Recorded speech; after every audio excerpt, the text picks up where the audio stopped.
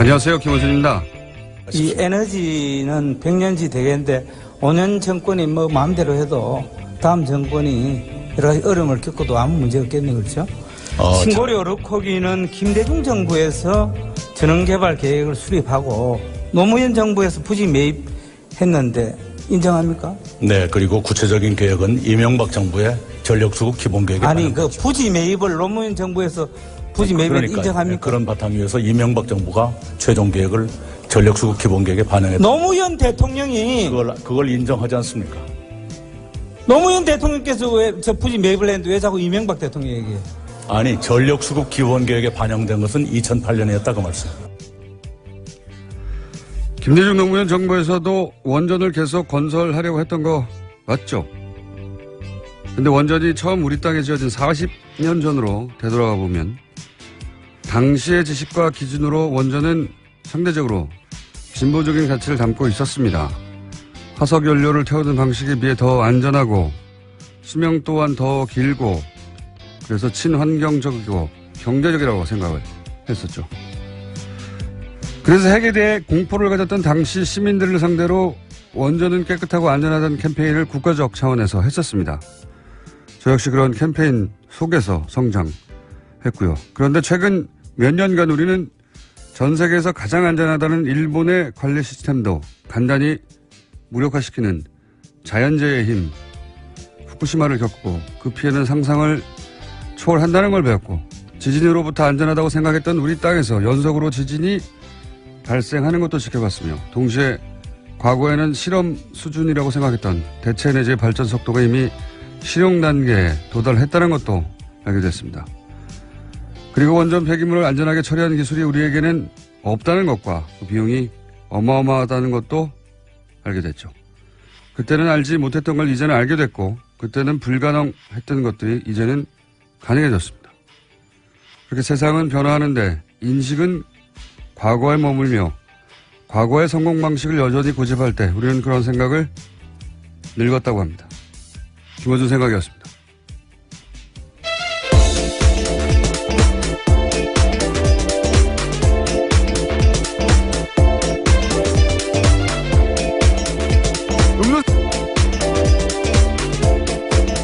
시사인의 김은지입니다. 네.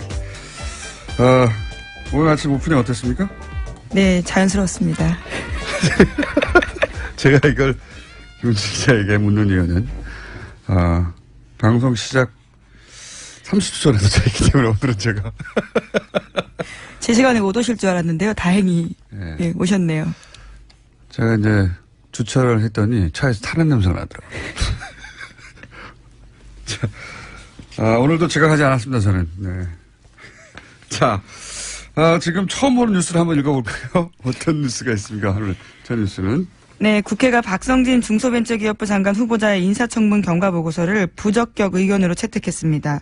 여당인 더불어민주당 의원들이 퇴장한 상태에서 처리가 된 건데요. 박 후보자가 자진 사퇴를 거부하자 퇴장을 통해서 사실상 부적격 보고서 채택을 암묵적으로 동의했다라고 볼 수 있습니다.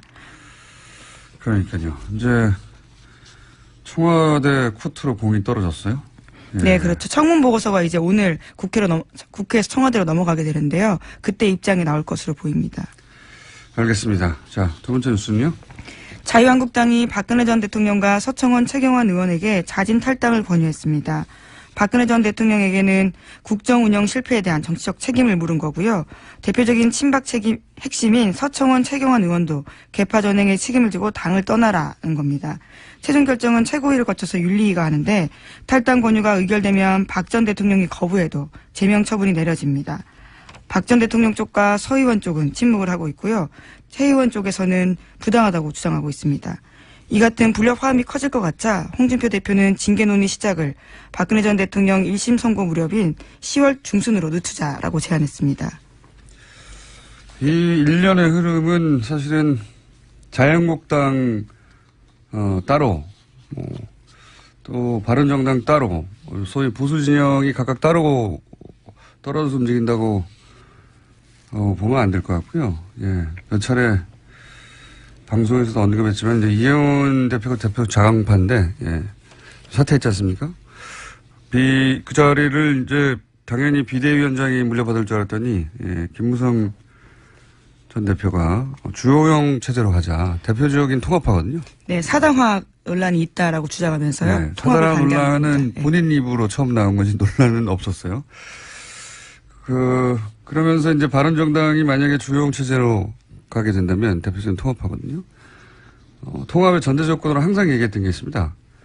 박근혜 전 대통령의 출당과 대표적인 친박 의원들 8적을 처리해달라. 근데 8명까지는 부담스러운 것 같고 2명에게 탈당을 권유했고 나머지 6명은 이제 당협위원장이라고 하는 자리 탈당이 아니에요. 그들이 있는 그 자리만 박탈하고 그런 조건을 열심히 만들고 있어요. 순식간에 빨리빨리 이 타이밍에 결국 이제 자유한국당이 원하는 것은 자유한국당 단독으로 문재인 정부에서 추진되는 그 어떤 법안도 통과되지 않도록 만들 수 있는 의석수. 네, 과반을 얻고 싶은 거죠. 그게 이제 그 국회 선진화법 때문에 네. 결국 5분의 2가 넘으면 네, 과반까지는 가능하지 않겠네요. 예. 네, 5분의 2가 넘으면 단독으로 어떤 법안도 통과되지 않게 만들 수가 있거든요. 거기에 12석이 모자랍니다. 자유한국당이. 바른정당이 지금 자간파가 있기 때문에 수명이 다 온다고 볼 수는 없고 그중 12명만 뽑아오거나 혹은 만약에 그게 지금 부자연스럽다면 혹은 뭐 무리가 따른다면 적어도 당내에서 통합파가 주도해서 12명 정도는 항상 반드시 자유한국당에 동의하게 만들어서 모든 법안 저지 프로젝트가 진행되고 있다. 저는 이렇게 보고 있습니다. 네, 바른정당에서 어젯밤 그와 관련해서 논의가 좀 있었는데요. 의원총회가 열렸습니다. 심야에요. 유승민 비대위 체제 전환과 관련해서 논의했지만 합의하지 못했고요. 이에 따라서 비대위 대신해서 오는 11월에 조기 전당대회 열어서 새로운 지도부를 구성하기로 했습니다. 내게는 12척이 있다가 아니라 우리에겐 12명이 필요하답니다. 지금 자유한국당은. 그래서 모든 법안 저지 프로젝트가 거의 지금 목전까지 와 있는 상태. 그 정도 진행된 걸로 저는 보입니다. 이제. 자, 다음 뉴스는요? 네, 관련한 소식 하나만 더 전해드리면요. 박근혜 전 대통령이 서울구치소에 수감된 뒤 5개월이 넘었는데 정치인과는 면회한 일이 없다라고 동아일보가 전하고 있습니다. 그러니까 유영하 변호사와 윤 전 추전 청와대 행정관만 만난다라는 건데요. 그렇기 때문에 이와 같은 소식을 전하면서 대통령의 뜻을 묻고 싶어도 묻지 못해서 답답해한다라는 보도가 있습니다. 심지어 최경환 의원 같은 경우에는요. 집단 면회를 가자라는 아이디어까지 냈다고 하는데 한 의원이 제동을 걸었습니다. 가서 만나주기라도 해야 할 텐데 문전박대만 당하면 무슨 소용이 있냐라고 해서요. 이 상황에 대해서 알고 있는 최 의원도 고개를 끄덕였다라고 합니다. 삐디신 거죠? 자, 다음 뉴스 하겠습니다. 네, 검찰은 현재 청와대에서 새로 발견된 박근혜 정부의 블랙리스트가 워낙 많아서요. 이제는 박근혜 정부의 블랙리스트, 이명박 정부의 블랙리스트로 나눠서 불러야 될 건데 박근혜 정부의 블랙리스트와 관련해서 수사 중입니다. 지난 1월 1일에 청와대에서 넘겨받은 전 정권 문건 9천여 건이 있기 때문인데요. 이와 관련해서 당시 비서실장이던 김기춘 전 실장과 정무수석이던 조윤선 전 장관 모두 회의 참석자로 문제가 있습니다. 하지만 검찰이 계속해서 이 두 사람을 소환 통보하고 있지만요. 소환에 응하지 않고 있다고 합니다. 처음에는 모두 나오겠다고 했는데 갑자기 말을 바꿔서 안 나오고 있다고 합니다. 오늘 콰이 관련해서 영장이 또 한 번 기각됐어요. 네. 지난주부터 누적되어 왔던 영장 기각에 대한 불만으로 이제 검찰이 공개적으로 문제 제기를 했었는데 거기 문제 제기했던 그 영장의 범위 속에 카이도 들어가 있었거든요.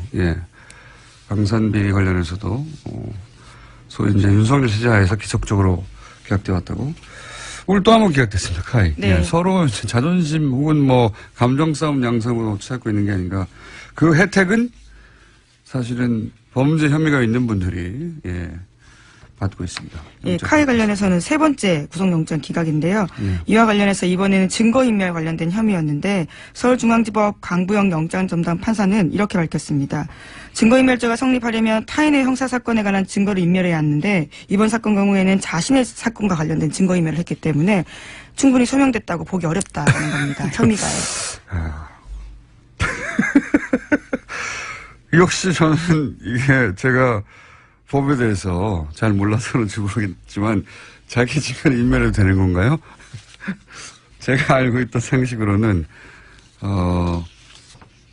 재판 전에 변호사들이 그런 조언을 하거든요. 이제 의심을 받을 행동을 절대 하지 마라.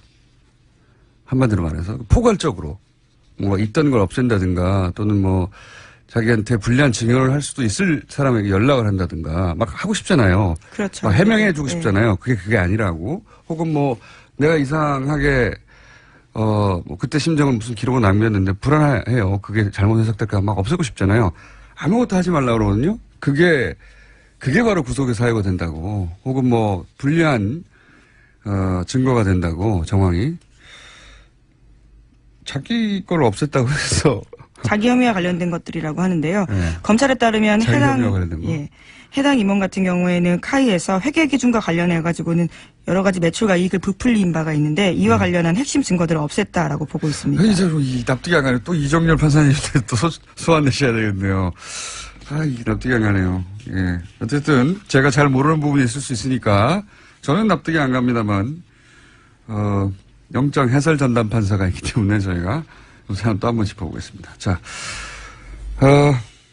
이왕은 제가 이 말씀을 꺼낸 이유는 뭐냐면, 그렇게 해서 풀어줬더니, 조윤선 전 장관. 지금 나오지 않고 있다는 거죠. 있다는 거죠. 예. 소환도 잘 받을 것 같고, 도저히 우려도 없고, 그런 것 같은데, 아니라는 겁니다. 네. 다음 뉴스는요? 네, 국가정보원 민간인 댓글 사건 관련돼서 계속 전해드리고 있습니다. 민간인이 동원한 온라인 여론조작 활동에 쓴 예산이 현재까지 파악된 액수만 해도 최소 60억 원이라고 한겨레 신문이 아침에 보도하고 있는데요. 검찰이 어제 민병주 전 국정원 심리전단장 피의자 신분으로 불러서 조사하면서 이와 같이 밝혔다라고 합니다. 심지어 2차 수사 의뢰대상자까지 포함하면요. 돈이 더 올라갈 것으로 보인다라는 건데요. 최대 90억 원까지 이를 거란 전망이 나오고 있습니다. 저는 세 달 숫자 정도는 썼을 거라고 봅니다. 이게 당시 이명박 정권에서는 차기 정권이 보수 정권으로 탄생하지 않으면 본인이 바로 단죄 대상이 될 수 있다라고 생각했었기 때문에 8, 90억이 중요한 게 아니었거든요. 네. 영수증이 존재하는 것으로만 그리고 또 그 명단이 파악된 것으로만 현재까지 그 정도 금액인 것이고, 저는 돈은 아낌없이 썼을 거라고 봅니다. 네, 당시에. 왜냐면 실제 이런 활동으로 국민들의 여론을 바꿀 수 있다고 생각했기 때문에, 그 국정원장뿐만 아니라, 국정원 전직 직원들까지 포함해서 대단히 광범위하게 활동을 했었단 말이죠. 그런데 8, 90억은 사실 국정원이 하는 일 혹은 정부가 하는 차원의 일 중에는 굉장히 작은 수준이거든요. 아주 미니 프로젝트에 가까운 거거든요. 저는 훨씬 더 큰 금액이 들어갔을 거라고 봅니다만 다 밝혀내기는 어려울지라도 그 정도보다는 클 것 같습니다. 예. 관련 뉴스가 또 있나요? 예, 돈과 관련된 뉴스가 또 있는데요. 민병주 전 국정원 심리전단장 같은 경우에는 양지혜 회장 그리고 노모 기획회장을 2012년 5월 달에 만났다고 합니다. 시기가 묘한데요. 19대 총선 바로 다음 날입니다. 이때 민 전 단장이 이 자리에서 현금 500만 원의 돈 봉투를 줬다라고 하는데요. 적폐청산 TF 같은 경우에는 양지혜 내 댓글팀의 팀장이었던 노정은 실장 등이 총선 때 활동했던 감사 표시로 받은 걸로 보인다라는 겁니다. 뿐만 아니라 2012년 11월 달에는 자체적으로 공적조사를 보낸 사실도 있는데요. 총선 때 얼마나 열심히 활동했는지를 강조하고 있습니다. 스스로 밝힌 바에 따르면요. 인터넷 사이트에 10만여 건, 트위터에 12만여 건 글을 올렸다라고 합니다. 10만. 네, 양지혜만요. 네, 양지혜만. 예. 10만, 12만 건. 총선 다음 날. 네, 다음 달. 총선 다음 달에 노고를 취하했다는 것은. 바로 다음 날입니다. 다음 네. 달, 예. 적극적으로 선거에 개입했다는 거죠. 네. 사실, 이 국정원의 활동은 자기들이 원한다는 건 정권이 원하는 거죠. 정권이 원하는 사람을 당선시키는 데 집중됐던 거예요. 기본적으로. 총선이든 대선이든. 그리고 그때 되돌이켜보면 그 시절에 선관위 디도스라든가, 예, 선거 관련해서도 이상한 일들이 많았었죠. 예, 터널 디도스라고 하는 것도 있었고요. 터널 디도스는 제가 붙인 이름이고, 예. 선거 시간, 그러니까 투표 시간에 맞추지 못하게 터널에 교통사고를 일으켜서, 예. 네, 기내 지역이었던 걸로 아는데. 투표소에 도착하지 못하게 만드는 터널 디도스, 물리적인 거죠. 예. 인터넷에 하는 게 아니라. 그런 사건도 있었고, 굉장히 많은 사건들이 있었습니다. 그런 사건들의 국정원의 직접적인 연결을 의심해 볼 만한 거죠. 예. 그런 거는 우연이고 겨우 댓글만 조직적으로 했다. 그렇게 생각하기 힘듭니다. 네. 거기까지 진도나가기는 아직 먼 길인 것 같긴 합니다만, 예. 여간 국정원은 적극적으로 선거에 개입했었다. 이렇게 볼 뉴스입니다. 자, 한두 개 정도 더 하고 끝낼 수 있을 것 같습니다. 네, 이명박 정부 당시 블랙리스트와 관련된 내용이 또 나왔는데요. 어제 MBC 노조 파업 현장에 김재동 씨가 참석했습니다. 여기서 자신이 겪었던 일에 대해서 이야기를 했는데 사실상 외압을 받은 정황에 대해서 공개했습니다. 노무현 전 대통령 서거 일주기 추모제 사회를 보지 말라라는 외압을 받았고요. 심지어 자신의 동향에 대해서 청와대에 보고한 정황도 있었다라는 겁니다. 한번 들어보겠습니다. 국정원 직원 별로 겁내지 마세요. 이거 진짜 좀 국정원 직원들이 세게 들어야 됩니다. 능력이 좀 있어야 돼요. 저 만나는 보고 문자를 국정원 담당자한테 보내야 되는데 국정원 직원이 저한테 보냈어요. 예를 들면 18시 30분 설해마을 김재동 만나 저한테 보냈어요. 제가 전화했어요. 문자 잘못 보내신 것 같습니다. 그 국정원에 협조한 사람이 깊은 자괴감을 느꼈어요. 이들에게 과연 국가 안보를 맡길 수 있는가? 예. 본인을 만난 국정원 직원이 만났다는 보고를 잠재서 본인한테 했다는. 예. 그 정도로 허술했다라는 거죠. 예. 정말 보고하고 싶었던 거 아닐까요? 김재동 씨한테요. 슬쩍 알려준 건가요? 이런 네. 식으로까지 진행된다라는 사실을. 겁먹어라. 내가 이렇게 항상 보고한다, 너의 동향을. 혹은 이걸 폭로해다오. 양심적인, 간접적인 제보자였던 거죠. 자, 이 문자를 가지고 폭로해다오. 라고. 눈치를 못 챘어요, 김재동 씨가. 그래도 김재동 씨는 직접 만나서 이렇게 동향 파악을 했군요. 네. 왜냐하면 가지 말라는 이야기를 하기 위해서 직접 만났다라고 합니다. 그렇군요. 예.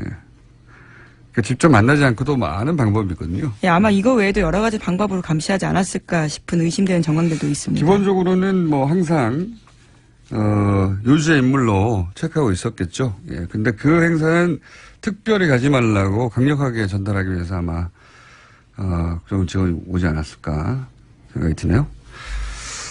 제가 겪은 일을 얘기하면 저도 한 2시간 정도 오늘 시간을 그걸로 때울 수 있는데 이런 일을 김재동 씨가 겪었다.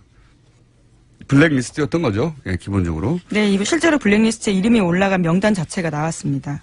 자, 블랙리스트 관련해서는 구체적인 명단이 나오다 보니까 그 명단의 대상이 되는 분들이 내가 왜 올라가 있지? 라는 분들부터 나는 왜 안 올라가 있지? 라는 분들까지 아주 다양합니다. 근데 어제, 문성근 씨한테 연락이 왔었어요. 저한테도. 예. 블랙리스트, 이거 가만히, 본인이야말로 정말 긴 시간 동안, 뭐랄까요. 먹고 살 수가 없었어요. 정말 도저히. 배제된 예. 사람이었죠. 완전히 배제된 기간이 너무나 오래된 대표적인 배우인데 너무 화가 난다. 나는 가만히 있을 수가 없다. 나 그냥 막아냈을 때하고 구체적인 이름이 등장했을 때하고는 완전히 다른 얘기잖아요. 예. 그런데 그렇게 생각하는 분이 한두 분이 아닌 것 같아요. 보니까. 네, 그래서 소송 계획을 밝혔는데요. 자신의 SNS에 정부 이명박 전 대통령 원세훈 전 원장을 대상으로 민형사 소송을 진행할까 한다라고 밝혔습니다. 저는 그래야 한다고 봅니다. 네. 이것은 전직 대통령의 지시로 추정이 되고 아직 물증이 안 나왔으니까 국정원장의 지시인 것은 확인되는 것과 마찬가지고 그리고 국정원 요원들이 움직였고 그리고 국가가 당시 이걸 방임했기 때문에 저는 이거는 민형사 소송이 가능할 뿐만 아니라 반드시 해야 된다고 봅니다. 네, 실제로 실행된 사실까지도 있는 건데요. MBC, KBS 같은 경우에는 퇴출된 의원, 실제로 이름을 올린 사람들이 퇴출되기도 했었습니다. 이건 그냥 검찰 수사로, 네. 형사적 책임 정도 묻고 끝날 일이 아니라고 생각이 들고요.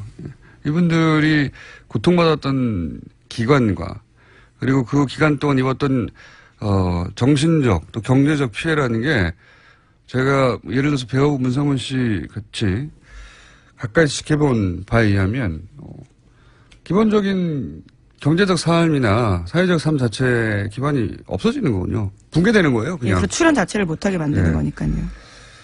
출연뿐만 아니라 출연을 못한다는 건 그 회사에 나오지 말라는 거잖아요. 야, 일반 직장인으로 보자면. 그것도 몇 년이미가 네, 10년이죠. 10년 동안인데요. 10년 동안 회사에 나오지 말라고 하면 청출이 다 갔다 이렇게 이야기하는 사람도 있습니다. 맞습니다. 뭐 먹고 삽니까? 네. 집 팔고 해야 돼요, 다.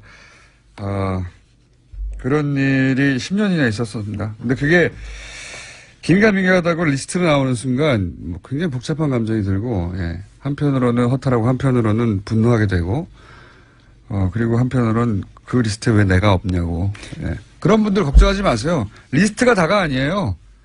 예. 저도 리스트에는 없어요. 주진우 기자도 없고. 국정원 다른 내부 문건에 이름이 올라가 있던 걸 본 적이 있는데요. 예. 예, 그때 세계일보가 보도했던 바에 보면 있지 않습니까? 다른 문건에 있을 겁니다. 예, 걱정하지 마시고요. 문건이 많이 나오면 본인 이름도 등장할 수 있어요. 자, 시간이 다 됐네요. 예. 오늘 여기까지 해야 될 것 같습니다. 시사인의 김은지였습니다. 감사합니다. 뜨거운 코너입니다. 더불어민주당 안민석 의원 나오셨습니다. 네, 안민석 의원입니다. 오늘 이 자리가 아주 불편합니다. 아시죠, 김성태 의원님? 자유한국당 김성태 의원님 나오셨습니다. 안녕하십니까? 예, 김성태입니다. 예. 네. 내부자 둘. 저희가 자유한국당의 김성태 의원님이 바른정당의 김성태 의원님이었다가 갑자기 신분이 변했을 때 한번 저희 문자창이 폭발한 적이 있습니다. 네. 이 문자들이 모니터를 뚫고 나오지 않을까 싶을 정도의 폭발적인 문제가 있었는데, 예. 최근에 거의 그에 맞먹는 수준으로, 네. 문자가 터지고 있습니다. 심지어는 출연하지 않는 날 문자가 몇백 통씩 오고 있다. 어떻게 생각하십니까? 안민석 의원님? 저도 곤혹스러워요. 우리 김성태 의원님이 지난번 최순실 국정농단 게이트 청문회 위원장 때 보여주셨던 그런 모습으로 국민들에게 초질간 평가됐다고 그러면은 저도 이 자리가 더 신나고 또 함께 선의의 경쟁도 하고 또 국민들에게 또 재미있는 프로그램을 만들어냈을 텐데 지난번 그 박쥐파동에 이어서 이번에는 또 장애인 부모들 또 일반 국민들의 아주 그 마음을 아프게 하는 일이 생겨서요. 정치라는 게요. 별거 아니라고 봅니다. 가난하고 힘없고 이 사회적 약자들의 눈물을 닦아주는 행위가 정치라고 보거든요. 그들의 눈물을 닦아주지는 못할 망정 눈물을 나게 하는 정치를 하는 분이 김성태 의원님이 아니었으면 바라겠습니다. 저는 지금이라도 여러 가지 다 차치하고 이 장애 아이들을 가진 그 부모님의 심정을 김성태 의원님이 아주 따뜻하게 보듬어 주시기를 바라고요. 그리고 그들의 눈물을 닦아주는 그런 정치를 하시길 바라겠습니다. 의원님 잠깐만요. 이 사건이 도대체 어떻게 되는지 모르는 분도 사실은 적지 않아요. 예. 그래서 그래요? 예. 자, 그래서 저희가 아주 짧은 버전으로 왜 지금 안민석 의원님이 이런 얘기를 하시는지 들려드리겠습니다. 저는 초등등 교육을 책임지고 있는 교육감으로서 장애인의 교육권, 장애인 학생들의 교육권, 학습권을 보장해야 된다는 그런 법적 책무가 있습니다. 그래서 특수학교 설립을 지금 추진하고 있습니다마는 왜 이렇게 갈등이 큰데도 왜 밀어붙이려고 하는 건지 해서 이 상황까지 오게 되었는지 솔직히 이해하는데 많은 어려움과 시간이 걸리고 있습니다. 김성태 의원님 가시지 마시고 제발 저희 도와주세요. 외면하지 마시고 저희 도와주십시오. 간단 요약하면 한 부지가 있는데 거기에 한반병원을 짓자라고 하는 주장도 있고 애초에 학교 부지이기 때문에 거기에 자기는 특수학교를 지어야 한다. 맨 앞에는 조혁교육감이었고요. 그리고 김성태 의원님 잠깐 나오셨고 왜 이런 논란이 있느냐. 학부모가 얘기 다 듣고 하시라고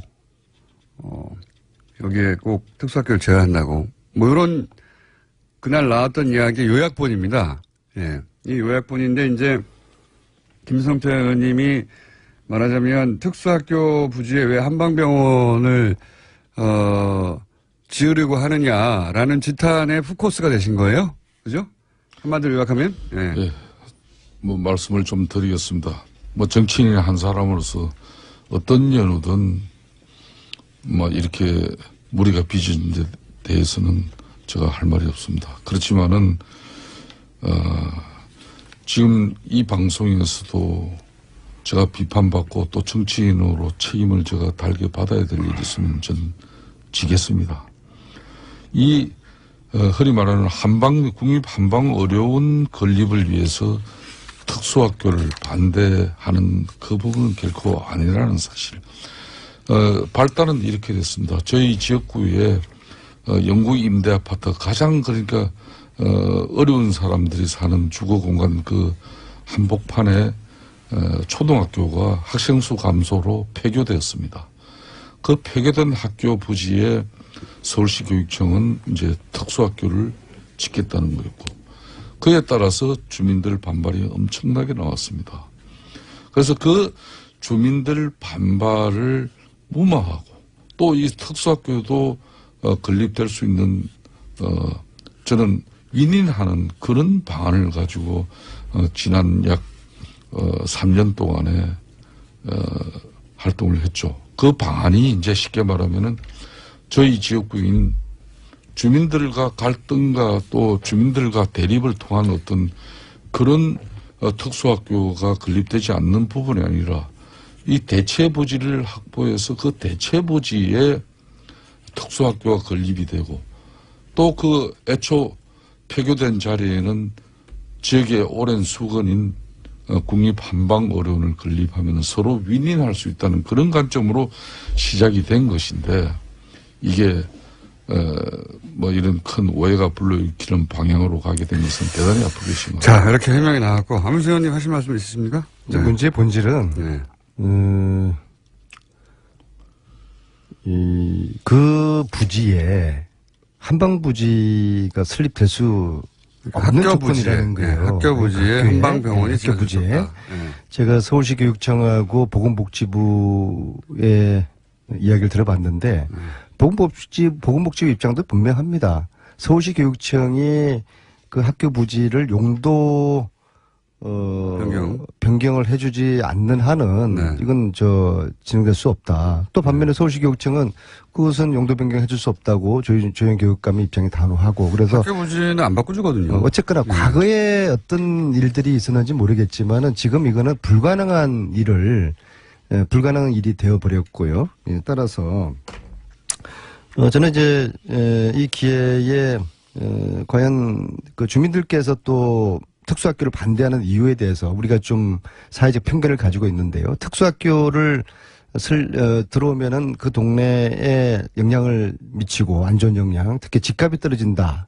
근데 최근에 부산대 연구소에서 특수학교가 들어왔을 때 집값에 어떤 변화가 있는지를 연구를 했는데 전혀 변화가 없어요. 이제 그런 사회적 편견이 좀 사라졌으면 좋겠고요. 저는 국회에서 교육을 담당하는 상임위원회에 있는데요. 교문위에 계시죠. 네. 네. 하늘이 두 쪽 나도 참 어울리진 않습니다. 교육과 안민석 의원님. 제가 교육학 박사입니다. 알고 있습니다. 오늘은 농담할 기분이 전혀 아닙니다. 공장장. 네.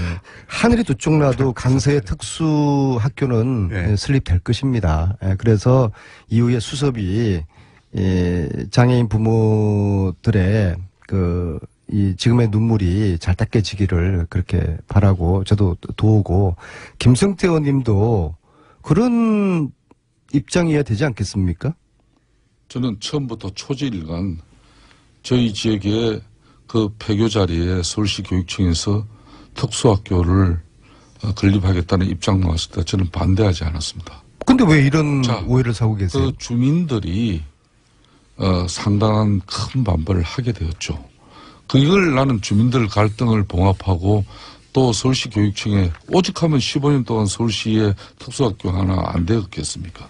저는 그래서 윈윈하는 길이 그 지역은 허준 동의보감을 집필한 구암 허준 선생의 탄생지고 동의보감 집필지입니다. 그래서 허준 기념관 박물관이 있고 대한한의사협회회관이 그 학교 앞에 있어요.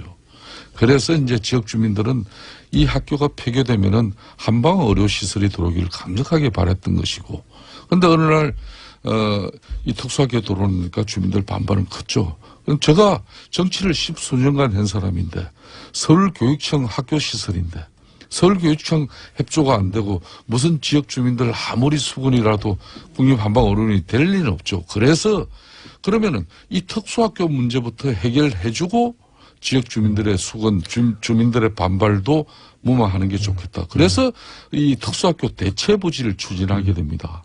그게 바로 저희 지역구 또 마곡지구 여의도보다 더 큰 땅을 개발하는데 거기에 그거는 지금요. 네. 저 해방 전 이야기고요. 아니요. 아무튼 제가 이렇게 한번 정리를 한번 저희 해볼게요. 이야기 잠깐만 들어보십시오. 그래서 지난 이야기들 그 하지 대체 마시고요. 부지를 예. 조현 교육감도 서울시에 요 공장장 계십니다마는 5차례나 대체 부지 요청을 합니다. 심지어 2016년 11월은 강서지역 특수학교 신설 계획이라 그래가지고 마곡의 대체부지는 인근에 공동주택이 없어 민원의 소지가 적고 공원에 접하고 있어서 학생들의 정서 발달 및 체험 활동에 도움을 줄 수 있으므로 특수학교 입지의 최적 요건이라는 이 의견을 제시합니다. 이렇게 조현 교육감이 5차례나 서울시의 대체부지를 통해서 그 지역 주민들과 갈등을 무마하면서 특수학교를 건립하려고 요청했어요. 그걸 안 되는 걸 조영 교육감이 저한테 협조를 구해왔습니다. 저는 좋습니다. 그럼 조 교육감님, 제가 이 특수학교 대체부지 제가 앞장서서 해결하겠습니다. 근데 공약이 그렇게 해서 의원님 공약이 먼저였지 않습니까? 예, 아닙니다. 의원님 한방병원 설립을 거기 하겠다는 공약이 먼저 있고 나서 아닙니다. 그래서 그게 아닙니까? 제가 오늘 그 서울시 교육청 공문이 네. 이게 2015년 5월 달입니다. 네. 그러니까 총선 공약은 작년 4월 13일이에요. 그러니까 이미 1년 전부터 서울시 교육청 조현 교육감이 서울시 박원순 시장에게 5차례 SH공사에 대체부지 협조 요청 공문을 보냅니다. 알겠습니다. 그래서 알겠습니다. 작년 4월 달 김성태 의원님, 해명이 길면은 변명이 되니까는요. 제가 제안 겸 한번 질문을 드려보겠습니다. 예. 그러면은 김성태 의원님이 공약으로 내세우신 한방병원 대신에 예. 그 부지에 특수학교 설립하는 것을 적극적으로 도와주시겠습니까? 저는요, 지금 이제 이 대체부지를 통해서 주민들과 갈등을 피하고 특수학교도 설립되고 지역 주민들의 오랜 수군도 이루어지길 바라는 관점에서 중재 조정자로서 저는 역할을 다했을 뿐입니다. 이제는 저는 아무런 힘이 없습니다. 올 연초에 마곡의 그 공원, 중앙공원 부지에 정말 최적의 조건인 그 대체부지를 무슨 연유인지 조영 교육감이 입장을 바꿨습니다. 저는 그렇기 때문에 이 폐교된 공진초등학교 자리는 누가 뭐라 그래도 서울교육청 시설입니다. 서울교육청 판단이 우선입니다. 서울시 교육청에서 그 자리에 그렇게 주민들 반발이 있음에도 불구하고 특수학교 짓는다 그러면 어쩔 수가 없는 겁니다, 이거는. 저희 두 사람이 당은 틀리지만 네. 사회적 약자들의 눈물을 닦아줘야 되지 않겠습니까? 동의하시죠? 전 동의합니다. 자, 그러면은 지금 이 논란은 사회적 약자, 특히 이 장애 아이들 또 그 부모들의 그 절절한 심정, 그 심정을 담아내는 그런 편에서 우리들이 바라보고 정치를 해야 되지 않겠습니까? 저는 안민석 의원님 말씀 100% 공감합니다. 안 의원님도 정치 사선하시지만은 지역구에 목발 짚고 전동 휠체어 타지 않으면 일어서지도 못하는 장애인을 강력위원, 저 같은 경우는 서울시의원을 말하는 거고 아마 경기도는 경기도의원을 말할 겁니다. 그런 분 공천하신 적 있습니까? 저는 그런 분 공천했습니다. 지금도 저 지역에는 장애인 2분이 서울시를 합니다. 제가 왜 이런 말씀을 드리는가 하면 저는 특수학교 결코 반대하지 않습니다. 네, 그래서 그러면은 저도 특수학교, 교육위원회에서 도울 테니까 특수학교 그 학교 지어져야 설립 합니다. 적극적으로 우리가 도와주는데 팔을 걷어붙이고 좋습니다. 나서시죠. 그러니까 앞으로 네. 저의 역할이 있다 그러면 네. 저는 지역 주민들과 서울시 교육청과 또 장애인 학부모들이 충돌하고 갈등해서 지난 15년간처럼 특수학교가 서울시에 하나도 못 지어진 그 전례가 아니라 싸우지 않고 해결할 수 있는 방법이 있다 그러면은 손자병법에서도 가장 제1의 병법이 싸우지 않고 이기는 길입니다. 저는 장애인 특수학교 다른 지역도 아닌 저 지역에 건립하기 위해서 모든 노력을 기울인 사람입니다. 자, 의원님. 그럼 물어보세요. 한 가지는 제가 납득이 안 가네요. 뭐냐면, 예. 말씀하신 이 부지는, 예, 대체부지. 예, 서울특별시 교육감이 신설부지로 확보해달라고 되어 있지, 이걸 대체부지로 요구한, 문서상으로는 적어도, 예. 예, 문서상으로는 거기가, 여러 가지 접근성이 아닌가, 이게 좋다. 그래서, 예. 거기를 신설해달라고 했지, 맞바꾸자는 얘기는 없는데요? 그게 그 이야기입니다. 네? 여기 그래서 강서 지역 특수학교 신설 계획이라고 돼 있죠. 네. 여기에 보면은 바로 지금 마곡에 새롭게 그 대체부지를 서울시하고 최종 협의를 박은순 시장의 정말 전향적인 판단이었습니다. 그래서 여기는 해당 부지는 인근 공동주택에 이걸 바로 그 대체부지라는 겁니다. 아니, 이제 신설 계획. 대체부지라는 얘기가 없고. 그게 여기를 보시면은요. 예. 해당 부지에 바로 네. 인근 공동주택이 그게 저희 지역구입니다. 그러니까 해당 부지는 인근 공동주택이 없어 민원의 소지가 적고 예. 공원에 접하고 해서 학생들에게 좋다. 예. 그러니 그 지역 여기 신설로 요구한다지. 그게 그 자리입니다. 예. 아니 제 말은 예, 그게 대체부지입니다. 여기를 신설해 달라는 예. 거지. 이걸로 대체하자는 말이에요. 신설이든 대체부지든 그 부지에 예, 한방병원 짓고 지금 학교 부지에 특수학교 지으면은 서로 상생하는 거 아닙니까? 그렇습니다. 그래서 아니, 그게 이제 의원님 주장이고. 아니, 주장이 아니죠. 예. 김수태 의원님은 그 대체부지 마곡지구 거기에 특수학교를 짓자는 그였죠. 그러니까 그걸 대체부지에 확보해주는 전제하에 서울시 교육감도 기존 이 폐교된 이 자리는 지역의 특수성, 역사성을 감안해서 그럼 한방으로는 그렇게 정인도 있습니다. 2015년 4월 달에 조희연 교육감과 제가 이건 합의한 사항이에요.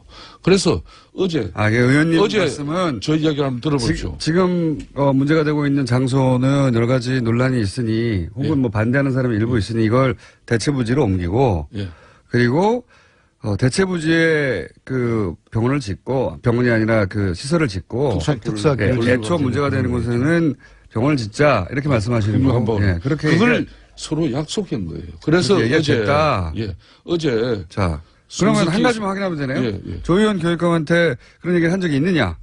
그리고 지금 저한테 주신 공문은 신설 부지를 확보해 달라는 얘기만 있지.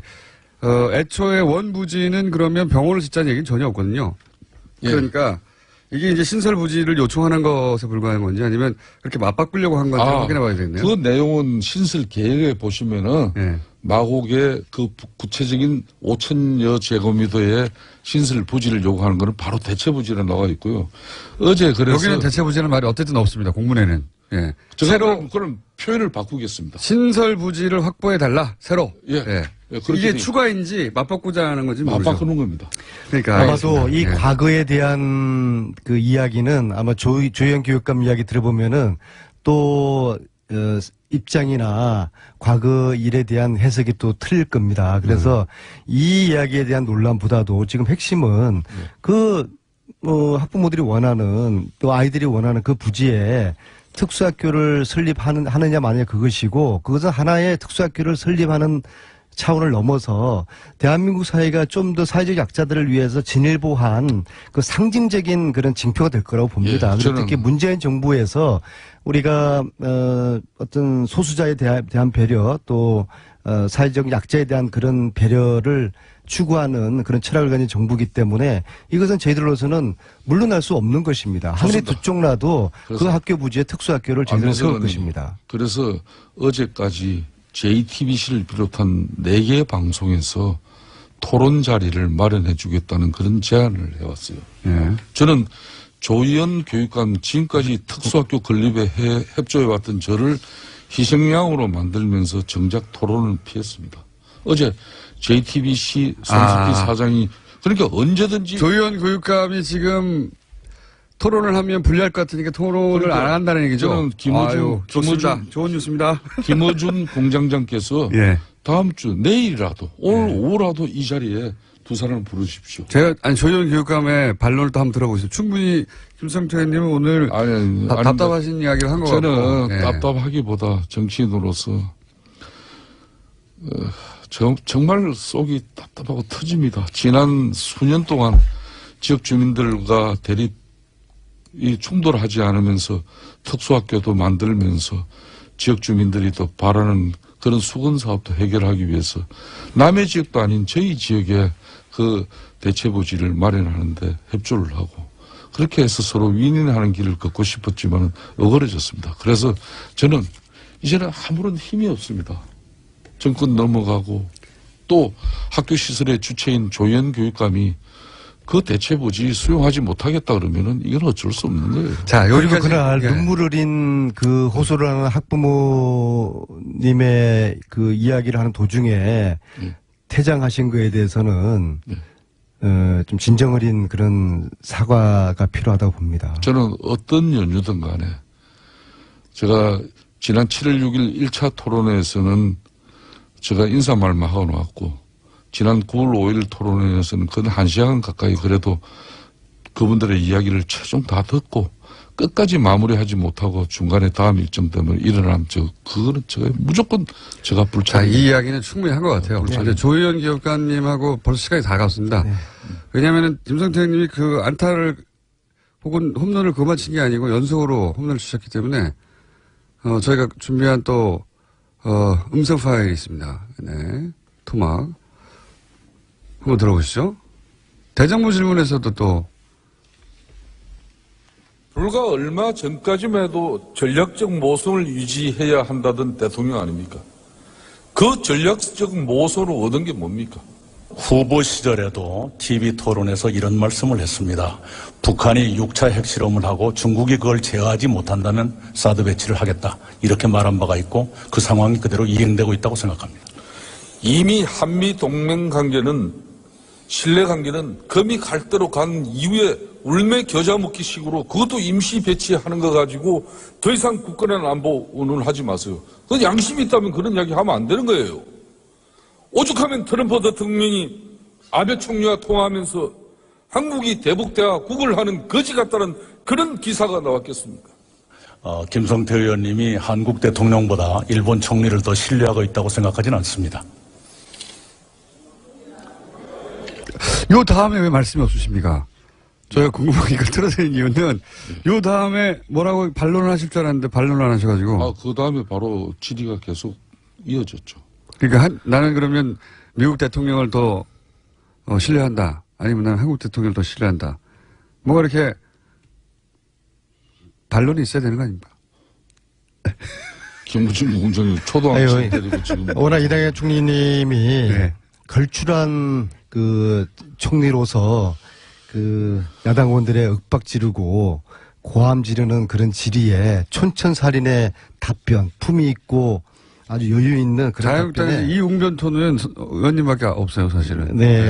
아니, 다른 의원님들도 마찬가지예요. 아니, 거기는 고함만 지르고 그래서 의원님 약간 투쟁적인 웅변투. 걸출한 총리께서 야당 의원들의 질의에 잘 대응을 해 주셔서 국민들이 아주 지금 속이 후련하다고 하시지 않습니까? 앞으로도 걸출한 총리께서 걸출한 그런 답변 또 총리 역할을 잘 해 주시길 바라겠습니다. 아니, 총리님에 대한 얘기를 할 게 아니고, 김성태 의원님과. 김성태 의원님은 저희 얘기에 대해서 할 말이 없으시죠? 아니죠. 저는 이낙연 총리 정말 안민석? 대단한 김성태 의원입니다. 5.18 당시 계엄군 헬기 사격 등 여러 의혹을 조사하기 위해서 국방부 특별조사위원회가 어제 광주를 찾았는데요. 그런데 5.18 기념재단을 비롯한 단체들은 이 특조의 불참을 선언했습니다. 그 이유가 뭔지 5.18 기념재단의 김양래 상임이사 연결해서 들어보겠습니다. 안녕하세요, 이사님. 네, 안녕하십니까. 김양래입니다. 네. 우선 문재인 대통령이 이 5.18 관련해서 제대로 진상조사를 해야 한다 하는 의지를 밝혔는데, 그 의지를 의심하지는 않으시는 거죠? 예. 아, 물론이죠. 네. 문재인 대통령께서 진상조사 의지를 밝히시고 또 진상조사를 국방부에 지시하신 것은 네. 대통령께서 하실 수 있는 가장 강력한 행정부에 대한 지시라고 생각합니다. 네네. 다만 문 대통령께서 지시하신 그 내용 자체가 네. 지금 현재 37년 전의 사건에 대해서 완벽하게 진실규명에 접근할 수 있는 그런 내용이 아니라고 하는 점 때문에 저희들이 걱정을 하고 있는 것이죠. 그러니까 대통령의 의지는 강하고 그리고 대통령은 대통령으로서 할 수 있는 지시를 했지만 예. 국방부 특별조사위원회가 그 진실을 제대로 규명할 수 있을 거라고는 보지 않는다 이렇게 생각하시는 거군요. 그렇습니다. 네. 그 이유는 뭔가요? 네, 우선 말이죠. 네. 방금도 말씀드렸지만 이 사건이 37년 전의 사건입니다. 네. 그리고 지금 그 당시에 관여했던 사람들, 네. 군인들은 거의 대부분 전역을 했어요. 네네. 아, 그렇죠. 민간인이죠, 이미. 예. 네, 그렇습니다. 민간인 신분이고 또 하나는 중요한 것이 당시 헬기 사격 관련된 내용의 대부분의 자료가 네. 조작되고 있다라고 하는 그런 제보를 당시에 받았어요. 88년, 89년입니다. 아, 이미 그때 조작되고 있다. 그때 청문회가 있었죠. 예. 예. 청문회 이후에 당시에 군과 당시 정부는 이 헬기 기총소사 부분에 대해서는 양보할 수 없는 것이라고 생각을 하고 모든 기록을 조작을 했다. 지금 저희는 그렇게 의심할 수밖에 없고요. 물론 기록이 나오지 않았기 때문에 보지 않고 제가 함부로 이야기한 것 같습니다만은 기록이 당시에 요구에 있음에도 불구하고 청문회에도 나오지 않았고요. 그 다음에 전두환 노태우의 12.12 5.18 검찰 조사 때도 나오지 않았습니다. 그리고 지난번 2007년에 있었던 군 과거사 진상조사위원회도 나오지 않았습니다. 그렇죠. 지금까지 나오지 않았습니다. 예. 그렇기 때문에 지금 새로운 기록이 나올 수는 있는데 네. 그 자체가 조작됐을 가능성이 굉장히 높다. 그렇기 때문에 지금 현재 진실에 제대로 도달할 수 있는 방법은 당시에 헬기에 관련된 내용이라고 한다면 조종사, 부조종사, 그리고 승무원 한 100여 명 됩니다. 네. 이 사람들에 대한 전수조사를 한다면은 이건 가능할 거다 저희들은 그렇게 보고 있는 것이죠. 그런데 진상조사단은 그걸 조사할 수 있는 권한이 없습니다. 그리고 또 민간인이니까요, 그분들은. 예. 그리고 그 기록 자체가 진위를 판단할 수가 없어요. 그러니까 아주 제한되고 또 너무 시작부터가 그런 한계를 가지고 출발했기 때문에 저희가 거기 가서 들러리를 설 수가 없는 거지요.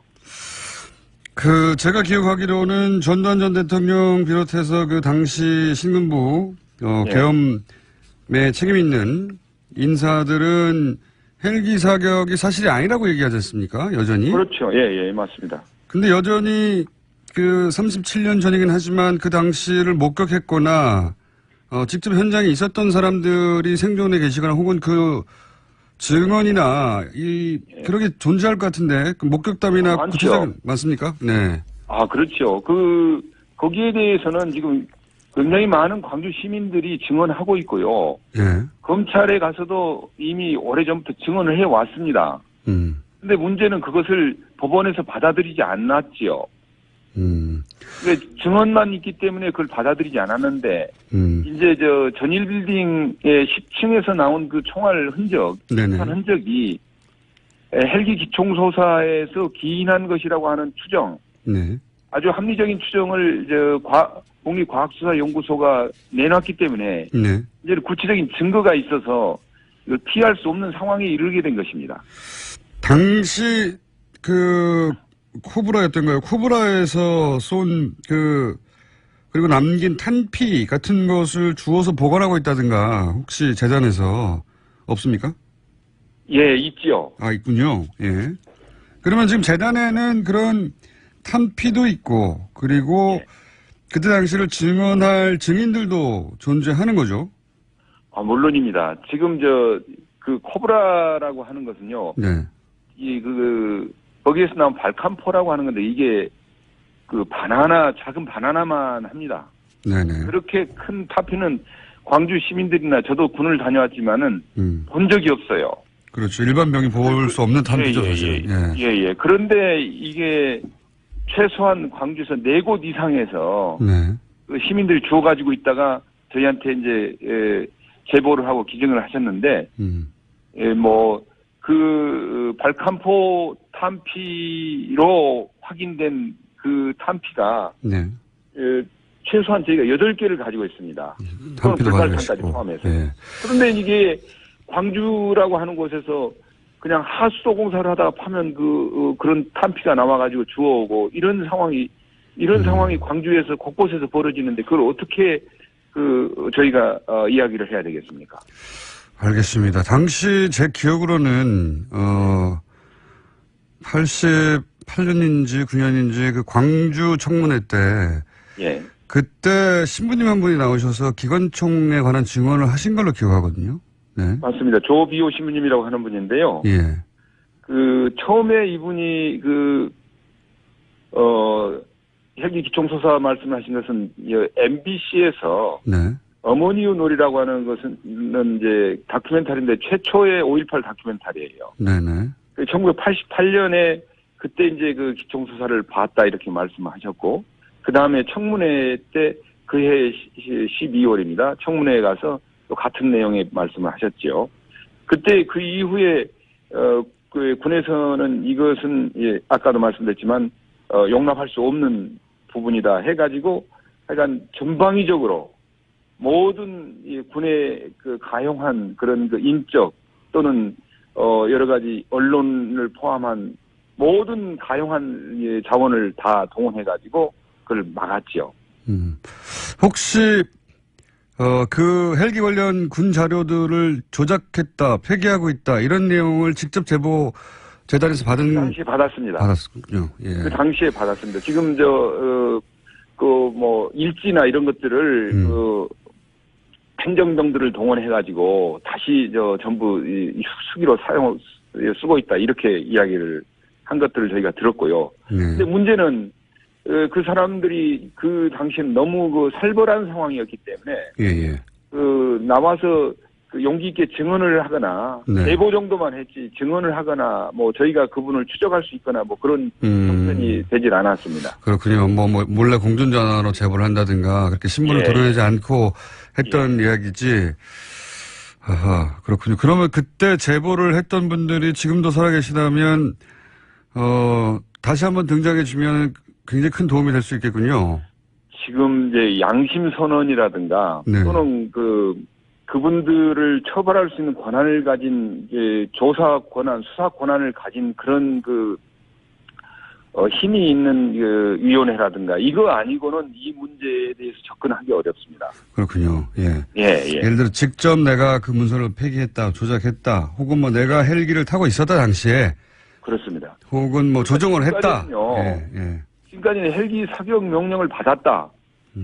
그 명령을 받았다. 그 당시에도 그렇게 이야기를 했습니다. 다만 나는 쏘지 않았다. 이런 것만 존재를 하고 있습니다. 명령을 받았지만 쏘지 않았다는 이야기, 오히려 증언만 있었다? 예. 그런 증언은 하면서 문제는 그랬는데 저희들이 그러면 그 사람의 이야기를 처음에는 믿었죠. 그러면 사격 명령이 있었구나. 그러면 당신 말고 다른 사람들이 사격 명령을 받은 사람 쏠 수도 있지 않냐. 저희들이 이렇게 이야기를 했죠. 왜냐하면 광주 시민들은 본 사람이 있었기 때문에 광주 시민들 수십 명이 지금 그걸 보고 증언을 하고 확인하고 있습니다. 근데 다만 군에서는 쏘지 않았고 또 시민들을 향해서는 더욱 쏘지 않았고 뭐 이런 식으로만 이야기를 하는 거예요. 선거를 본 사람이 있고 탐피도 있는데 그리고 관련해서 헬기 관련 자료가 조작됐다는 당시 제보도 있는데 군에 그런 자료가 남아있을 리도 없을 것 같고 예. 그리고 그게 너무 오래전이라 또 당시 이제 너무 엄혹한 시절이라 비밀리에 제보를 해서 신분 확인도 안 되니까 지금으로서는 그 관여됐던 분의 직접적인 증언 혹은 양심 선언이 필요한 상황이고요. 예, 그렇게 그렇죠. 이해했습니다. 예. 안 그러면은 지금 저 검찰이 그 전두환 회고록 관련해서 지금 조사를 하는 데 있어서 핵심 조사 중에 하나가 형사조사에 있어서는 헬기 사건이거든요. 왜냐하면 헬기 사건을 본 성직자들을 모독했으니까요. 알겠습니다. 그래서 이제 돌아가신 분들에 대한 그 명예훼손으로 지금 고소를 해놓은 상태인데 그 이제 검찰에서 최근에 나온 저 내용을 보면은 조종사들을 조사할 수 있다. 그럼 수사권을 가진 그 검찰은 조종사들이나 뭐 그 당시 승무원들이나 불러서 조사를 할 수 있죠. 네네. 권한이 있으니까. 예. 근데 특별조사라는 권한이 없습니다. 그렇습니다. 뭐라고 예. 할 수도 있겠죠. 예. 그러나 가지 않겠다고 하는데 어떻게? 예, 강제력이 없죠. 예. 그렇습니다. 근데 이 그걸 헬기 가지고 예. 그걸 가지고 지금 뭔가 할 수 있다고 그 국방부가 이야기하는 것은 이건 그 진실을 또다시 호도하는 겁니다. 또 하나 더 말씀드리자면 네. 국방부가 단 한 번도 진정성을 가지고 5.18을 대한 적이 없어요. 국방부는 앞장서서 왜곡하고 은폐하고 조작했던 당사자거든요. 네. 그리고 지금도 자료를 내놓으려고 하는 적극적인 의지를 갖고 있지 않습니다. 왜냐하면 국회의원님들께서 저희들 재단에 자료 요청을 해와요. 이유는 뭐냐면 국방부가 자료 대응을 안 해준다는 거예요. 지금 현실이 그런데 마치 국방부 진실규명조사단이 뭔가 할 수 있다라고 그렇게 분위기를 만들어가는 것은 이것은 아니라고 생각합니다. 헬기가 왜 이렇게 중요한 거죠? 그 전두환 전 대통령 회고록에도 보면 굳이 헬기 사격은 없었다고 얘기하고 있고 또 재단에서는 헬기의 사격 정황은 너무 분명하다고 말씀하시는데 헬기가 왜 이렇게 쟁점이 되는 겁니까? 왜냐하면 그동안에 그 군에서 주장해온 자위권 발동이라고 하는 것이 무너지기 때문이거든요. 아하. 군에서는 지금 자기들이 시민들이 너무 강하게 저항을 해서 어쩔 수 없이 총을 쐈다. 그렇죠. 위험했기 때문에 어쩔 수 없이 방어적인 그런 그 위치에서 쐈다. 이게 자위권 아닙니까? 발사 명령이 있었던 게 아니고 위협을 받아서 자위권을 행사했다 이거죠. 예. 예. 그런데 문제는 공중에서 비무장한 시민들을 향해서 총을 쐈다라고 그렇죠. 하는 건 자위권입니까 이게? 헬기가 위협을 느낄 방법이 없죠. 사실 공중에서 민간인. 예. 그런데 이 비무장한 시민들을 향해서 총을 쐈다.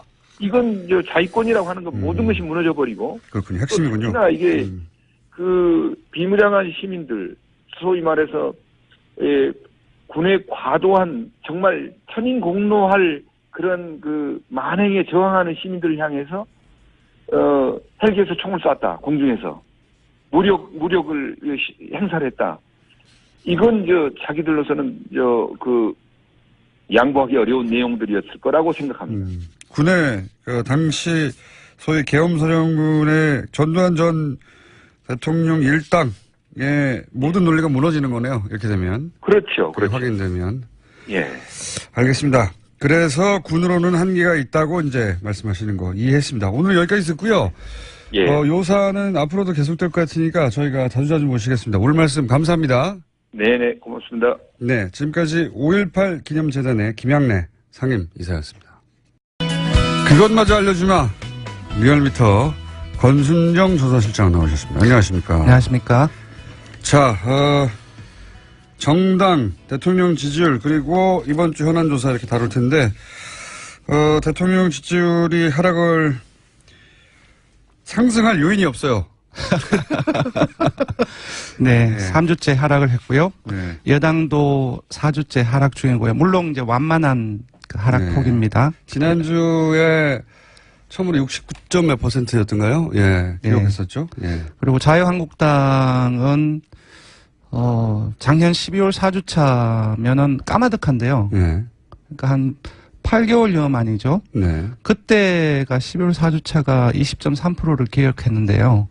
그 이후에 가장 최고치를 나타냈습니다. 8 정도 됩니까? 18.6%이고 어제 일간 조사에서는 19.8%까지 올랐습니다. 이거는 제가 보기에는 바른정당은 떨어졌죠. 바른정당은 1.2%포인트 좀 상당 폭인데요. 워낙 낮은 지지율이니까 그래서 떨어져서 5.1%가 나왔습니다. 이거는 최근에 이제 그 보수 지지층 사이에서는 초미의 관심사인 결국은 바른정당이 한국당으로 흡수되는가? 네. 하는 징후, 예를 들어서 뭐 이혜원 대표가 날아간다든지, 네.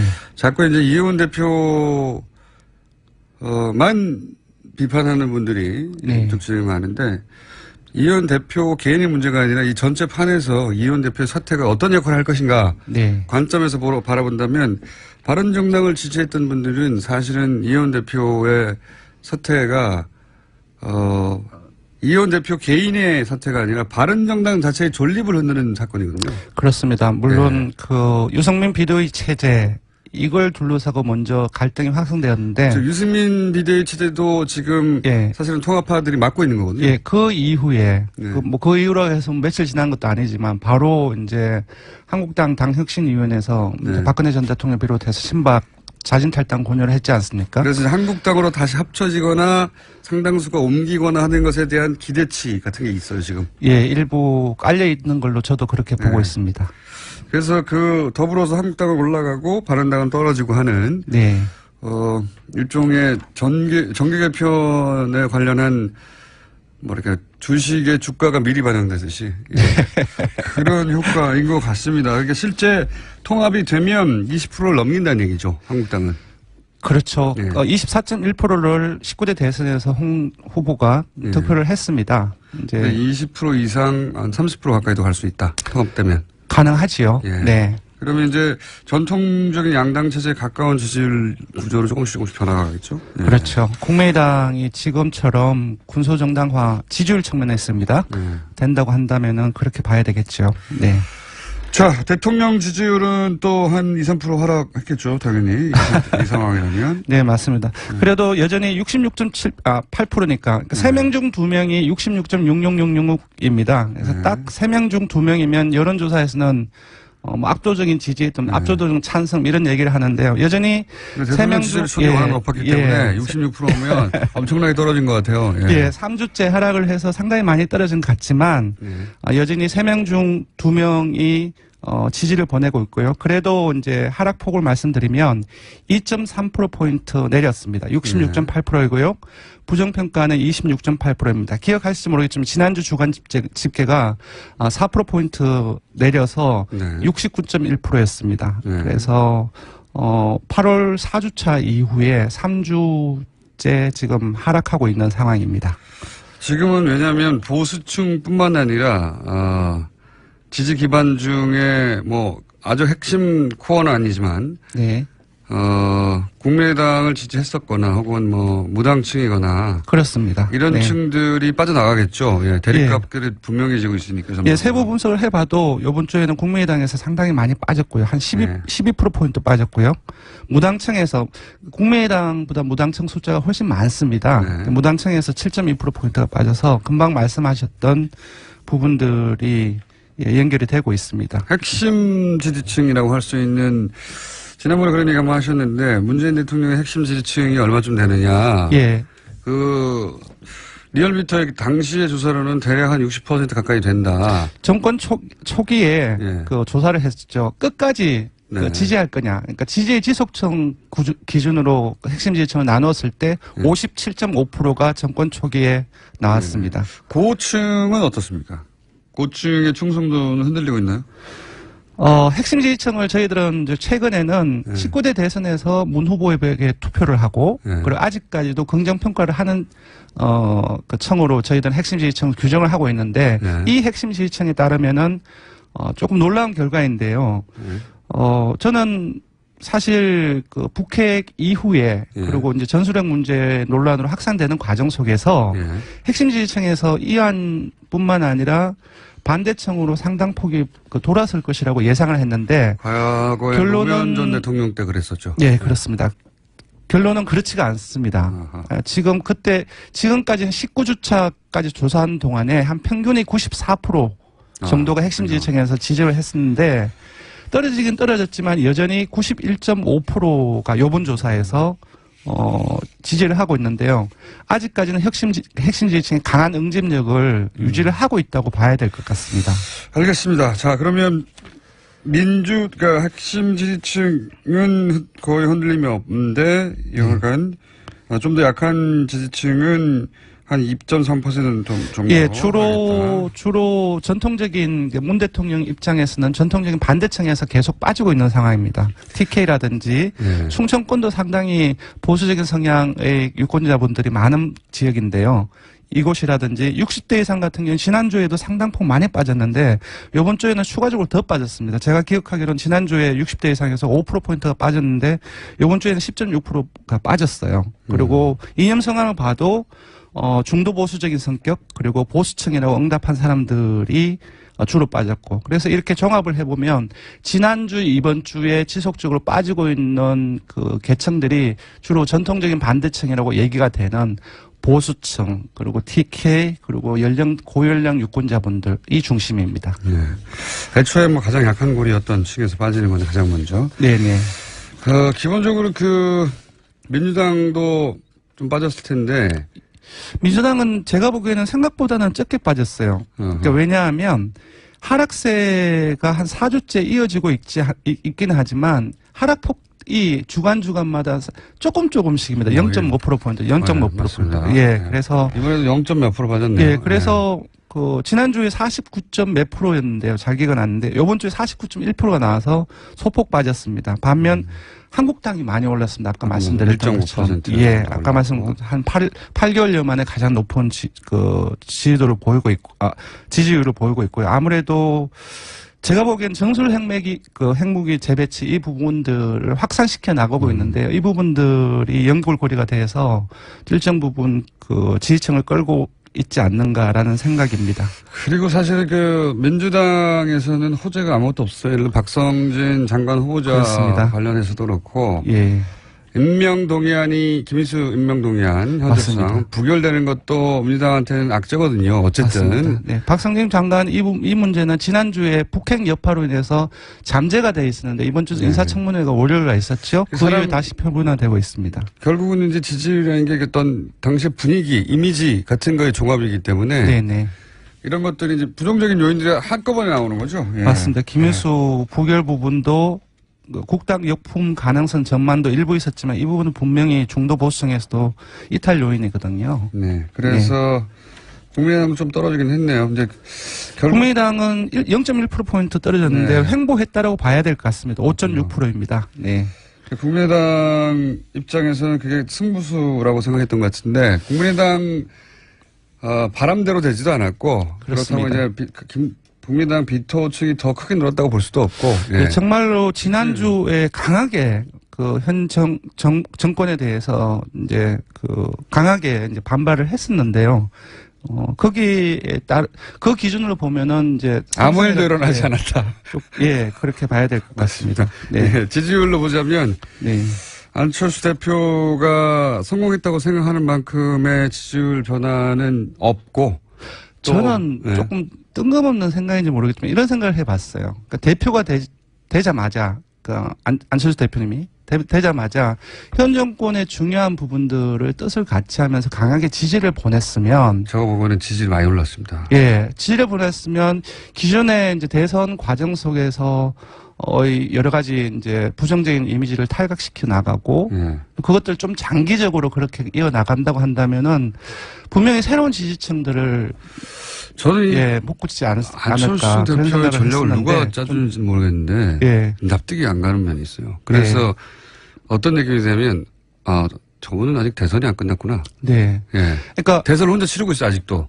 네, 안철수 대표나 국민의당이 가지고 있는 명분이 있겠지요. 근데 그 명분과 뜻을 실현하려면은 정권을 잡아야 되니까 그런 측면에서 본다고 한다면은 오히려 강하게 지지를 보내고 했으면 어땠을까라는 생각을 해봅니다. 네, 근데 그럴 가능성은 제로인 것 같군요. 지금 벌어진 상황에서. 그래서 저도 좀 뜬금없는 생각을 했습니다. 현안 조사. 저희가 하나밖에 없는 게 아니라 현안 조사를 해야 되기 때문에 네네. 급하게 정리를 해보시죠. 네, 지난주에 핵무기를 독자 개발하거나 전술 핵무기를 다시 재배치하는 것에 대해서 어떻게 생각하는지 국민 인식을 조사해 봤습니다. 네. 그랬더니 찬반 여부로 묻고 보면은 찬성을 한다라는 응답이 53.5%가 나왔고 반대가 35.1% 나왔고 핵 보유하고 비슷하네요, 거의. 그렇습니다. 전술 핵 전략 핵 독자 개발 구분하지 않고 이 정도로. 네. 그 찬성이 절반 이상을 넘어섰고요.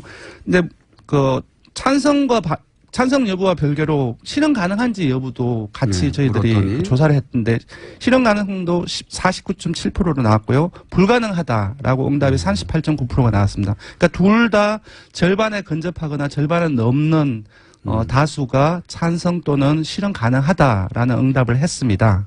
네, 이 공포는 기본적으로 합리와 이성으로 해결할 수 없는 영역이라 네네. 핵은 공포잖아요. 네네. 그래서 이런 정서적 반응은 당연한 것 같고요. 기본적으로 네네. 저는. 그래서 저쪽 핵이니까 우리도 핵밖에 없지 않느냐. 그렇죠. 아주 간단한 논리죠. 네네.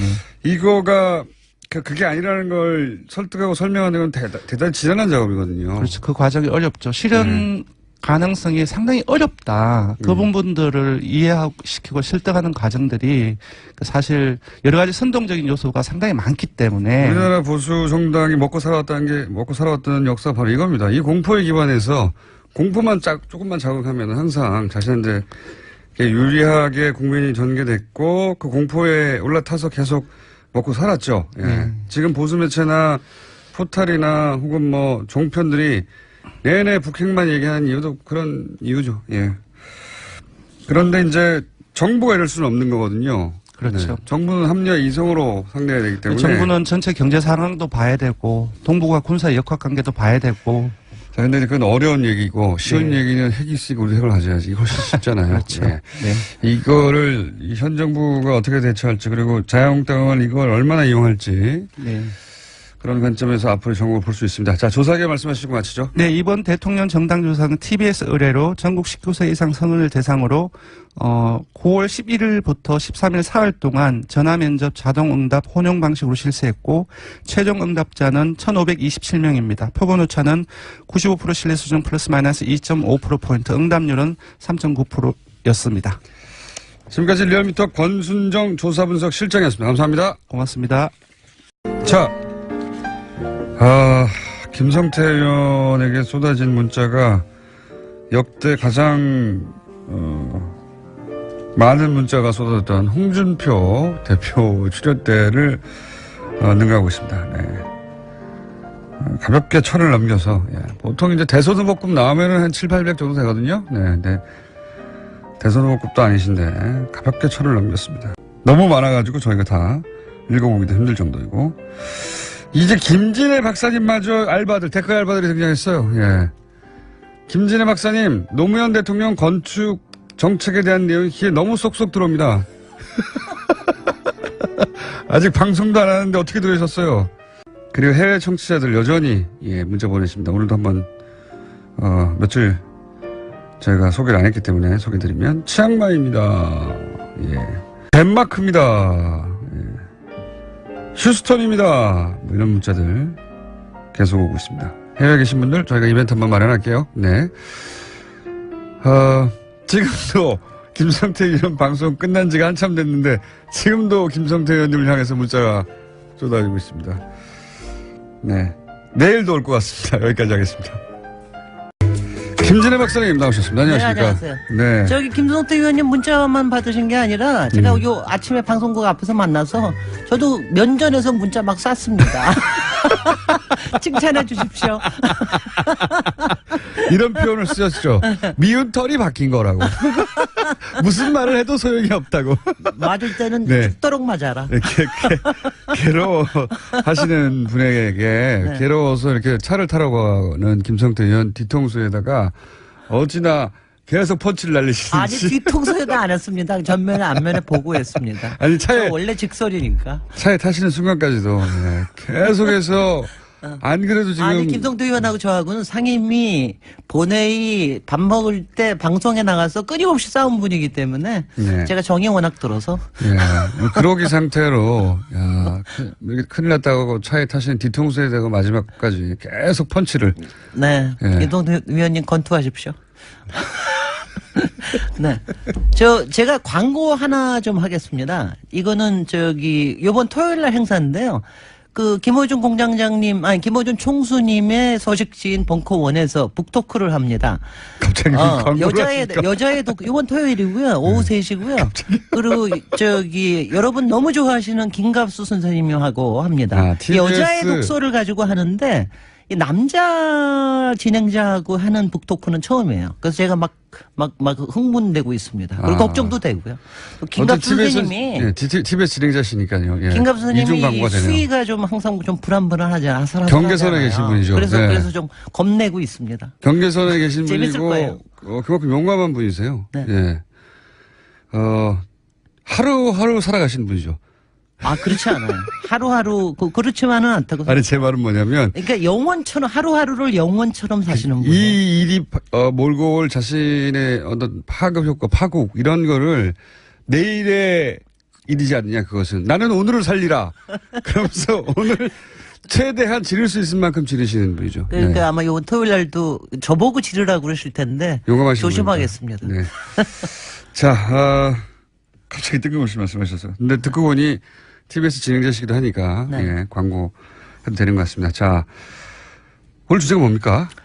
제가 여름 도시여행 끝나고 이제 어떤 주제로 할까 했는데 정치 리더와 건축에 대해서 몇 번 얘기 드리면 좋을 것 같아서 제가 가지고 나왔고요. 김호준 공장장님께서 제가 현안 가지고 좀 하자 그러니까 그거는 너무 좀 천천히 하자 그러셔서 일단 조금 지나간 얘기 가지고 먼저 좀 하고요. 그래서 오늘은 노무현 대통령과 건축 정책, 이걸 가지고 그 이전의 대통령들은 소위 건축 정책이랄 게 따로 없었나요? 아니, 그러니까 이렇게 생각해요. 그러니까 누구나 마찬가지입니다. 건축 그러면은 먼저 생각이 나는 거는 그냥 어떤 건축물을 잘 짓고 멋있게 짓고 근사하게 그렇죠. 짓고 또 특히 정치 지도자는 자기 이름을 거기다 어떻게 박을까. 그렇죠. 이거예요, 보통은. 보통 로마 시대로 돌아가도 누구나 그렇습니다. 누구나 개선문 짓고 네네. 뭐 건축물 짓고 현대로 돌아가도 폼피두 대통령도 자기 건물 짓고 네네. 뭐 프랑스에서도. 근데 노무현 대통령은 정말 독특한 게 그런 게 없으신 분이었어요. 그러니까 이분은 어느 정도냐면 세종시를 만드는데 당시에는 행복도시 하는데 청와대에다 모델을 갖다 놓으려고 그렇게 노력을 했어요. 실무자들이. 나 그거 필요 없다. 그거 내가 보면 자꾸 뭐라 그렇게 될 테니까 그런 거 내 눈앞에 놓지 마라. 니네들이 알아서 해라. 굉장히 독특하네요. 그거. 굉장히 독특한 분이에요. 아니 이게 본인이 뭐라고 하지 않더라도 그건 보고 싶잖아요. 글쎄 말이죠. 근데 오히려 보면 내가 간섭한다. 혹시나 뭐라고 할지 모르고 그렇다고 건축에 관심이 없는 분은 아니라서 이분이 만드신 게 당시에 건축문화 건설기술 선진화위원회라는 걸 만드셨어요. 근데 이 위원회가 대통령 자문위원회인데 대통령 자문위원회의 이름에 건축이라는 말이 붙어 있는 게 이게 역사상 처음입니다. 우리나라. 그런데 그 위원장을 누가 했겠습니까? 알고 싶잖아요. 그걸 김진애가 했습니다. 그래서 알고 싶지 않습니다. 김진애라는 어떤 사람이 했습니다. 아니 근데 제가 바로 이거였어요. 왜냐하면 제가 저도 정부위원회 여러 가지를 해봤는데 보통 건축에 일하는 거에 관련되면은 되게 어떻게 건물을 잘 짓냐 뭐 이런 거 가지고 주로 얘기를 하니까 짜증나요, 솔직히. 네네. 근데 이제 그래서 그런 거 하라고 위원장 하라는 거 아니야? 그런데 그게 아니더라고요. 그래서 저도 위원장을 맡게 됐고 했는데 그때 가장 했던 게 뭐냐면은 건축 기본법을 만든 겁니다. 건축 기본법이 그전에 없었어요? 그전에는 그런 게 없었습니다. 건축 기본법이요? 네네. 그런 거 없었습니다. 이게 일본보다 더 빠르게 만들어졌어요. 우리가 만들어지고 난 다음에 막 일본에서 막 달려왔어요. 건축 기본법이라는 게 그럼 뭡니까? 골자가. 건축 한마디로. 기본법은 한마디로 얘기하면 이거예요. 건축 정책을 국가에서 세워야 된다. 공공에서 세워야 된다. 네. 그 다음에는 민간 참여자, 그러니까 되게 이제 건축가들이 많죠. 이런 사람들이 건축 정책 과정에 참여할 수 있도록 해야 된다. 그다음 물론 이제 국민의 복지와 우리의 안전을 위해서 좀 구분을 해보자면 건설 회사들이 빌딩 올리기 위해서 필요한 관련 법안들 다 있잖아요. 엄청나게 많죠. 네. 근데 이건 건축에 관한 거라면 사실 건축가들의 영역 아닙니까? 아니, 그렇게 생각하는 게 이제 보통 사람 일반적인데. 일반적인데 그게 아니라 그게 건축 정책이라는 거로 올라오면 네. 우리의 그러니까 아주 구체적인 얘기 하나만 들어보세요. 노무현 대통령이 문제의식을 가진 걸 생각을 얘기를 해보죠. 네. 요새 보면은 건물도 굉장히 근사하게 세워지는 거 그렇죠. 같은데 왜 도시는 이렇게 엉망이에요? 이상해요. 네. 네. 그러니까 뭐가 같이 있는 게 뭐 잘못된 거 아니에요?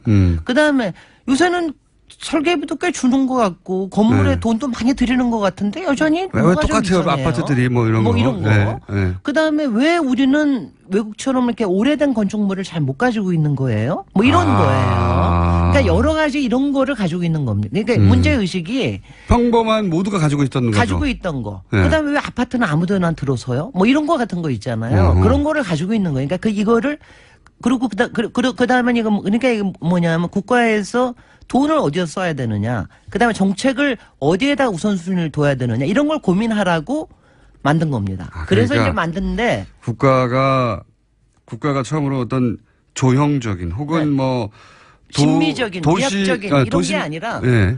근본적으로 투자와 정말 그 안전과 복지와 이런 거를 통해서 문화를 어떻게 만들어내느냐. 이런 국가가 어떻게 인프라를 제공해서 네. 도시가 더 아름답게 변할 수가 있느냐. 그렇게 그겁니다. 아. 그래서 이제 그 건축기본법에서 가장 중요한 게 국가건축정책위원회를 만든 거예요. 그게 이제 굉장히 큽니다. 굉장히 중요한 게 큰데, 근데 그 국가건축정책위원회가 대통령 직속위원회예요. 그래서 만들어진 지가, 그러니까 이게 2007년에 건축기본법이 만들어졌으니까 불행인지 어쩐지 모르겠는데 2008년에 이명박 대통령이 들어와서야 활용이 안 됐겠네요. 10년 동안. 건축정책위원회가 들어와죠. 근데요. 네. 제가 사실 그 법을 만든 사람으로서 저는 또 이명박 대통령이 이게 싫다 그럴까봐 막 걱정을 했어요. 건축이니까 좋아했겠죠. 단어가.